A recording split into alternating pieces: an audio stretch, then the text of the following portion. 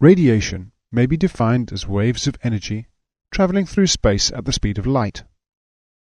They travel at different frequencies, and they have different amounts of energy. These range from very low frequency, which has low energy, for example, radiation emitted from power lines, to very high frequency, which has very high energy, as in the case of X-rays and gamma rays. Radiation in the lower end of the electromagnetic spectrum, including radio waves, microwaves, infrared waves, visible waves, and the lower end of ultraviolet waves, are collectively called non-ionizing radiation, and they are generally not harmful. Ultraviolet waves at the higher end of the spectrum, X-rays and gamma rays, are collectively called ionizing radiation. Because these waves have enough energy to displace or ionize electrons from their atoms, they can cause serious illness by altering the molecular structure of human cells. We are exposed on a daily basis to many sources of radiation, such as from the granite of the earth or from sunlight. Fortunately, these sources of radiation are mostly non-ionizing, and even those sources that are ionizing are in such small quantities that they are not harmful. However, pilots who fly at cruise altitudes in the region of flight level 300 are subject to additional forms of ionizing radiation, namely galactic or cosmic radiation and solar radiation. Galactic radiation comes from outer space. Primary galactic ionizing radiation consists of low-intensity flux of high-energy protons and alpha particles with helium nuclei originating from supernova or exploding stars. Fortunately, the atmosphere provides us, on the ground, with a high degree of protection from galactic radiation. However, secondary galactic radiation occurs when the particles of primary galactic radiation and solar ionizing radiation strike oxygen and nitrogen molecules in the Earth's atmosphere and dislodge secondary particles of neutrons, protons, electrons, and gamma rays. In general, the greater the altitude, the greater the exposure. Radiation is roughly 10 times greater at 35,000 feet than at the Earth's surface. Indeed, the United Nations in 2000 reported that airline workers received more radiation on average than even those working in nuclear power plants. The Earth's magnetic field deflects many charged particles of solar and galactic origin.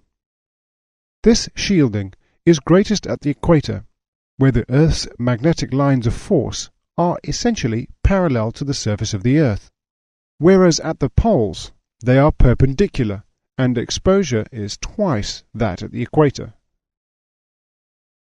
Solar radiation originates from the Sun and consists of low-energy protons, alpha particles, and electrons.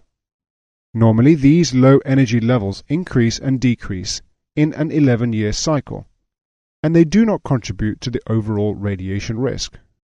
Occasionally, however, there are increases in this solar wind intensity, which produce significant increases in radiation caused by sunspots and solar flares. The solar radiation has a shielding effect from galactic radiation. Consequently, galactic radiation is inversely proportional to solar radiation. The extent of solar and galactic radiation exposure, which is measured in sieverts, is relevant to aircrew for health reasons. Studies in the United States estimate that the risk of dying from cancer is about 220 people per 1,000 in population. Among crew members, radiation exposure from 20 years of high-altitude flight may increase this risk to 225. Tissues with large numbers of dividing cells, such as blood, embryos, and reproductive organs, are at higher risk of damage from ionizing radiation, as are children. The maximum annual exposure recommended is 5 millisieverts per annum, the equivalent of 78 normal cruise height flights a year. Pregnant women should limit their exposure to no more than half a millisievert. Aircraft flying above flight level 490 must record levels of radiation in the aircraft.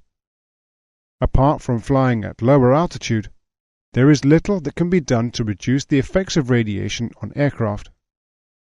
The use of dense metals, such as lead, which cannot be readily penetrated by radiation, is unrealistic because of its weight. The human body likes to work within very limited parameters, or homeostasis. It performs poorly when at the limits of those parameters or outside those limits. For example, when it has too little or too much oxygen and carbon dioxide. We will now look at the body's need for water. A severe reduction in the level of body fluids and salts, for example through diarrhea or vomiting, fever, or hot climates, will make one weak, will reduce blood pressure, cause muscular pain, and will severely impair one's mental dexterity. Causes of dehydration: diarrhea, vomiting, fever, hot climates. Effects of dehydration: weakness, reduced blood pressure, muscle pain, impaired mental dexterity. Flying crew should not be flying if they are suffering from such symptoms, but mild dehydration can occur in commercial aircraft due to the low water content or humidity of the cabin air. Humidity means the amount of water vapor present in the air. You will learn much more about this topic in meteorology, but for now, all you need to know is that relative humidity means the percentage of water vapor in the air. If the air is dry, the relative humidity is 0.